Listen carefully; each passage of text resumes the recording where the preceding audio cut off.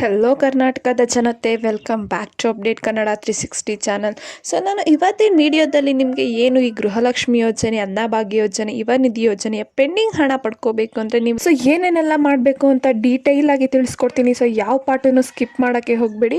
So ಬನ್ನಿ ವಿಡಿಯೋನ start ಮಾಡೋಕ್ಕಿಂತ ಮುಂಚೆ ನೀವೇನಾದರೂ ನಮ್ಮ ಚಾನಲ್ಗೆ ಸಬ್ಸ್ಕ್ರೈಬ್ ಮಾಡ್ಕೊಂಡಿಲ್ಲ ಅಂದರೆ ದಯವಿಟ್ಟು ಚಾನಲ್ಗೆ ಸಬ್ಸ್ಕ್ರೈಬ್ನ ಮಾಡ್ಕೊಳ್ಳಿ, ಸಪೋರ್ಟ್ನ ಮಾಡಿ ಅಂತ ಕೇಳ್ತಾ ವಿಡಿಯೋನ ಆದಷ್ಟು ಫಲಾನುಭವಿಗಳಿಗೆ ಶೇರ್ ಮಾಡಿ, ವಿಡಿಯೋಗೆ ಲೈಕ್ ಕೊಟ್ಬಿಟ್ಟು ವಿಡಿಯೋನ ನೋಡಿ.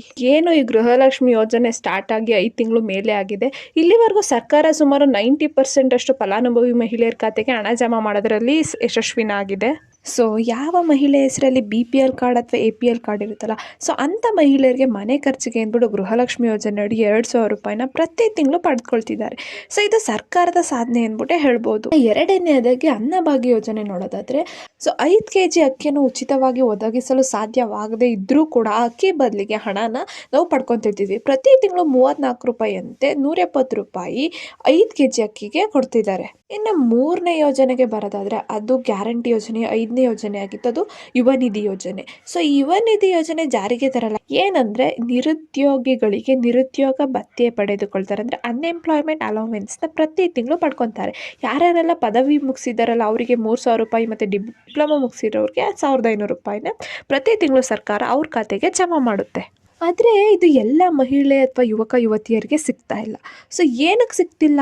ಸೊ ಗೃಹಲಕ್ಷ್ಮಿ ಯೋಜನೆ ಆರಂಭ ಆಗಿ 5 ತಿಂಗಳು ಕಳೆದ್ರೂ ಇಲ್ಲಿವರೆಗೂ ಸುಮಾರು 90% ಅಷ್ಟು ಫಲಾನುಭವಿ ಮಹಿಳೆಯರಿಗೆ ಅಷ್ಟೇ ಹಣ ಜಮಾ ಆಗಿದೆ. ಇನ್ನೂ ಆದರೆ ಉಳಿದ 10% ಮಹಿಳೆಯರಿಗೆ ಯಾವ ಅರ್ಜಿ ಸಲ್ಲಿಸಿದ ನಂತರವೂ ಕೂಡ ಹಣ ಸಿಕ್ಕಿಲ್ಲ. ಸೊ ಎಲ್ಲ ಫಲಾನುಭವಿ ಮಹಿಳೆಯರ ಖಾತೆಗೆ ಹಣ ಜಮಾ ಮಾಡಲು ಸರ್ಕಾರ ಬೇರೆ ಬೇರೆ ರೀತಿಯ ಉಪಕ್ರಮ ಕೈಗೊಂಡಿತ್ತು. ಆದರೆ ಹಣ ಮಾತ್ರ ಮಹಿಳೆಯರ ಖಾತೆಗೆ ತಲುಪ್ತಿಲ್ಲ. ಈಗ ನೀವು ಇನ್ನೊಂದು ಕೆಲಸ ಮಾಡಿದ್ರೆ ನಿಮ್ಮ ಖಾತೆಗೆ ಹಣ ಜಮಾ ಆಗೋ ಗ್ಯಾರಂಟಿಯಿಂದ ಸರ್ಕಾರ ನೀಡಿದೆ. ಹಾಗಾದ್ರೆ ಮುಂದಿನ ಕಂತಿನ ಹಣ ಜಮಾ ಆಗಲು ನೀವು ಏನೇನೆಲ್ಲ ಕೆಲಸ ಮಾಡ್ಬೇಕಂತ ಸರ್ಕಾರದವರು ತಿಳಿಸಿದ್ದಾರೆ.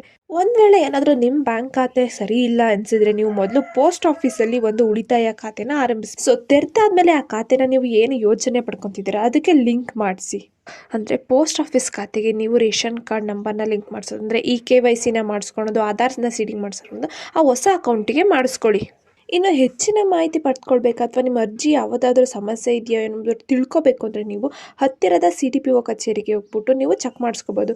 ಒಂದು ವೇಳೆ ತಾಂತ್ರಿಕ ದೋಷದಿಂದಾಗಿ ನಿಮ್ಮ ಖಾತೆಗೆ ಹಣ ಜಮಾ ಆಗದಿದ್ದರೆ ಅಧಿಕಾರಿಗಳು ಸರ್ಕಾರದ ಗಮನಕ್ಕೆ ತಿಳಿಸ್ತಾರೆ. ಸೊ ಆವಾಗ ಎಲ್ಲ ಚಾನ್ಸಸ್ಸು ಇರುತ್ತೆ ನಿಮಗೆ ಹಣ ಜಮಾ ಆಗೋಕ್ಕೆ. ಸೊ ಇಷ್ಟೆಲ್ಲ ಕೆಲಸ ಮಾಡಿದ್ರೆ ನಿಮಗೆ ಯುವ ನಿಧಿ ಯೋಜನೆ ಆಗಲಿ ಅಥವಾ ಅನ್ನಭಾಗ್ಯ ಯೋಜನೆ ಆಗಲಿ ಅಥವಾ ಗೃಹಲಕ್ಷ್ಮಿ ಯೋಜನೆ ಆಗಲಿ ಹಣ ಪಡ್ಕೋಬೋದು. ಸೊ ಇನ್ನೊಂದು ಹೊಸದಾಗಿ ತಂದಿರೋ ರೂಲ್ಸ್ ಅಂದರೆ ನೀವು ನಿಮ್ಮ ಖಾತೆಗೆ NPCIನ ಮಾಡಿಸ್ಕೊಳೋದು. ಸೊ NPCIನ ಮಾಡಿಸ್ಕೊಂಡ್ರೆ ಅಷ್ಟೇ ನಿಮಗೆ ಎಲ್ಲ ಕಂತಿನ ಹಣನೂ ಜಮಾ ಆಗುತ್ತೆ, ಪೆಂಡಿಂಗ್ ಇರೋದು ಮತ್ತು ನೆಕ್ಸ್ಟ್ ಕಂತಿನ ಹಣನೂ ಜಮಾ ಆಗಲು ಸಾಧ್ಯ ಆಗುತ್ತೆ. ಸೊ ಇದನ್ನು ಸರ್ಕಾರ ಕಡ್ಡಾಯವಾಗಿ ಮಾಡಿದೆ, NPCIನ ಮಾಡಿಸ್ಕೊಳ್ಳೋದು. ಸೊ ಯಾರ್ಯಾರೆಲ್ಲ ಇನ್ನೂ NPCI ಮಾಡಿಸ್ಕೊಂಡಿಲ್ಲ ಅಂದರೆ ದಯವಿಟ್ಟು NPCIನ ಮಾಡಿಸ್ಕೊಳ್ಳಿ.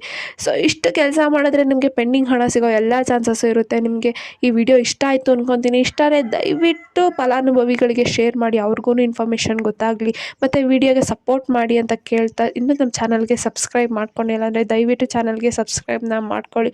ಹಾಗೆ ಬೆಲ್ ಐಕಾನನ್ನು ಬಿಡಿ, ಯಾಕಂದರೆ ನಮ್ಮ ಚಾನಲಲ್ಲಿ ಯಾವುದೇ ವಿಡಿಯೋನ ಅಪ್ಲೋಡ್ ಮಾಡಿದ್ರೆ ನಿಮಗೆ ನೋಟಿಫಿಕೇಷನ್ ಪಟ್ ಅಂತ ಬರುತ್ತೆ. ಹಾಗೆ ವಿಡಿಯೋಗೆ ಲೈಕ್ ಕೊಡಿ, ಮತ್ತು ಏನೇ ಪ್ರಾಬ್ಲಮ್ ಇತ್ತಂದರೆ ಕಮೆಂಟ್ ಹಾಕಿ. ನಿಮಗೆ ಯಾವುದೇ ಇನ್ಫಾರ್ಮೇಷನ್ ಗೊತ್ತಾಗಬೇಕು, ಯಾವುದರ ವಿಚಾರದ ಬಗ್ಗೆ ಇನ್ಫಾರ್ಮೇಷನ್ ಬೇಕಂದ್ರೆ ಕಮೆಂಟ್ ಹಾಕಿ, ಸಂಕೋಚ ಇಲ್ಲದೆ. ಸೊ ಆ ವಿಚಾರದ ಬಗ್ಗೆ ವಿಡಿಯೋ ಮಾಡಿ ನಮ್ಮ ಚಾನಲಲ್ಲಿ ಅಪ್ಲೋಡ್ ಮಾಡ್ತೀವಿ. ಧನ್ಯವಾದಗಳು.